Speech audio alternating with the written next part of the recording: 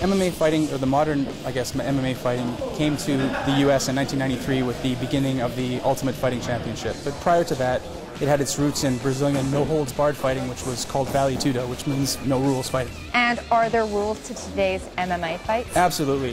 Because it was thought of as more or less a freak show when it first came to the U.S. in '93, several rules have been implemented. So absolutely, it's cleaned up quite a bit.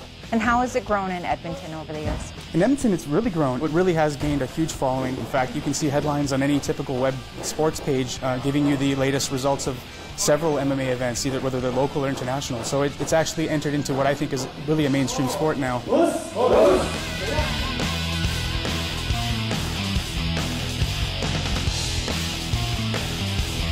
What are some of the misconceptions with the sport?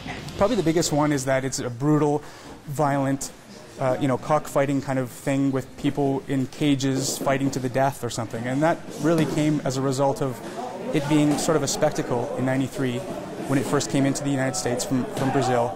But it's really evolved into something a lot more like a combat sport, what you think of as your jiu-jitsu or Olympic-style wrestling and your boxing. It's almost entered into that same kind of acceptance. Because there's so much technique and so much discipline involved.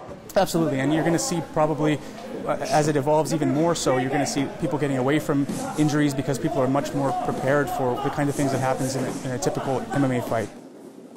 Now, what's the age range that you're finding that people starting in the sport? People enter into the various disciplines kind of separately, but typically, for us at least, we invite people to come in as young as about 12 years old. So, does it matter what age? It doesn't really matter what age, but you're not going to be able to legally fight in mixed martial arts unless you reach a certain requirement. Now, what athletic ability do you have to be to even get into the sport? Well, you can get into the sport being completely out of shape. It's just like anything else. You might not reach a certain level of competition being out of shape, but you can enter the sport and learn the various disciplines just like you could in anything else. Most of our members aren't professional or amateur fighters. There are certainly those members, and they take it more for a competitive goal. But there's a lot of people that just come for fitness. A lot of people come to learn self-defense. In fact, there's a lot of people who took traditional martial arts for years and started to appreciate the mixed martial arts element from its exposure and its popularity, and they never intend to fight. They just want to keep training martial arts, and they consider that part of their evolution as being students.